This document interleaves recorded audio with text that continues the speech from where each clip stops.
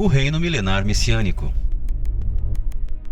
Mas, nos dias desses reis, o Deus do céu levantará um reino que não será jamais destruído. E este reino não passará a outro povo, esmiuçará e consumirá todos esses reinos, mas ele mesmo subsistirá para sempre. Daniel 2:44. A grande esperança do povo de Israel é pelo Messias e por uma era de paz e justiça na terra. Exatamente esta é a mensagem que anuncio a você, telespectador, ao testemunhar então o Evangelho do Reino de Deus. A instauração deste reino é certa e tudo indica que nós estamos próximos deste grande evento. Quer dizer, vivemos a parte final da estátua vista por Nabucodonosor, e é nos dias destes reis, destes governos, que o Senhor levantará um reino que não será jamais destruído. Não haverá nenhum outro governo intermediário, como muitos asseguram que ainda virá um governo do anticristo. Isso não é verdade.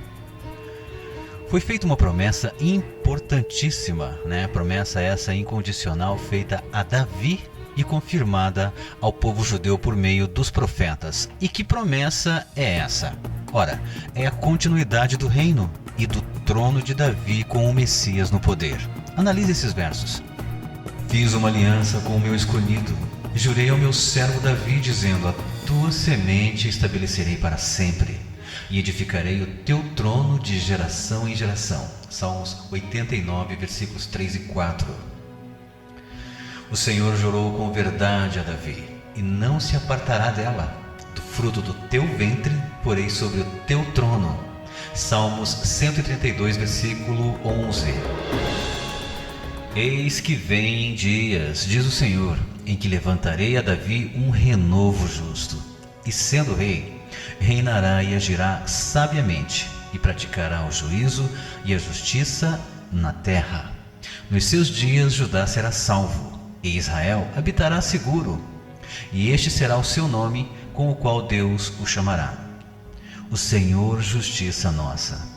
Portanto, eis que vêm dias, diz o Senhor, em que nunca mais dirão: vive o Senhor que fez subir os filhos de Israel da terra do Egito, mas: vive o Senhor que fez subir e que trouxe a geração da casa de Israel da terra do norte e de todas as terras para onde os tinha arrojado, e habitarão na sua terra.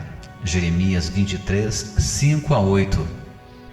Esta era chamada Reino Milenar Messiânico. Será um período de paz e justiça na terra, e disto falaram os santos profetas. Ao toque da sétima e última trombeta, o mistério encontrará então o seu cumprimento. Diz a palavra: o sétimo anjo tocou a sua trombeta, e houve no céu grandes vozes que diziam: os reinos do mundo vieram a ser do nosso Senhor e do seu Cristo, e ele reinará para todo sempre. Apocalipse 11:15. Nunca passou pela cabeça dos discípulos de Yeshua o estabelecimento de um reino no céu. Perceba você que Pedro, na verdade, nem estava preocupado em ir ao céu com Cristo, porque jamais foi crido ou ensinado isso aos judeus. Então os discípulos, sempre que lhes parecia oportuno, eles indagavam se era o momento de Jesus assumir o comando em Jerusalém e instaurar o reino. Diz a palavra: e ouvindo eles estas coisas, ele prosseguiu e contou uma parábola, porquanto estava perto de Jerusalém e cuidavam que logo se havia de manifestar o reino de Deus. Disse, pois, certo homem nobre partiu para uma terra remota, a fim de tomar para si um reino e voltar depois. Lucas 19, 11 e 12. Mais uma passagem diz assim: vendo, pois, aqueles homens o milagre que Jesus tinha feito, diziam: este é verdadeiramente o profeta que devia vir ao mundo.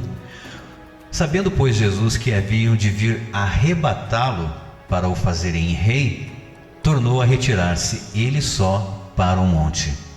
Mais uma vez então aí explicando que na verdade os judeus esperavam o reino já na época de Yeshua. Veja esta passagem que interessante, olha só. E nós esperávamos que fosse ele o que remisse Israel, mas agora sobre tudo isso é já hoje o terceiro dia desde que essas coisas aconteceram. Lucas 24, 21.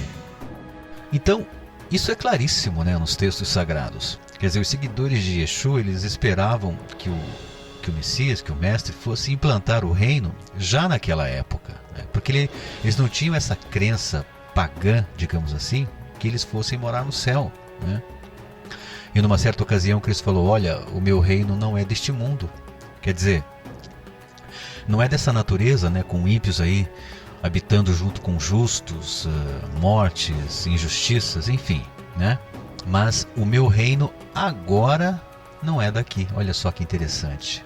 Ele dizendo naquela época: agora o meu reino não é daqui. Quer dizer então que no futuro o reino, na verdade, será aqui. Disse-lhe Simão Pedro: Senhor, para onde vais? Jesus lhe respondeu: para onde eu vou, não podes agora seguir-me, mas depois me seguirás. Disse-lhe Pedro: por que não posso seguir-te agora? Por ti daria a minha vida. João 13, 36 e 37. O que estranha, caro amigo, é Pedro perguntar: Senhor, para onde vais? Quer dizer, se a crença de uma morada no céu fosse do conhecimento deles, ou se fosse algo ensinado pelos profetas, por que Pedro iria perguntar? Na verdade, ele iria, digamos assim, sacar na hora, né, que Jesus falava em ir para o céu, né, se ele tivesse essa crença. Mas veja o que Yeshua falou: olha, para onde eu vou, não podes agora seguir-me, mas depois me seguirás. Deste modo, então, como na sua vinda Yeshua não volta para o céu, né, porque muitos creem que Jesus ele pega a igreja dele e volta para o céu com ela. Isso não vai acontecer. Mas o que acontece? Ele assume o trono de Davi em Jerusalém, cumprindo Lucas, né? O que diz Lucas? Ele será grande e será chamado Filho do Altíssimo, e o Senhor Deus lhe dará o trono de Davi, seu pai. Ele reinará eternamente na casa de Jacó, Israel, e o seu reino não terá fim. Lucas 1, 32 e 33.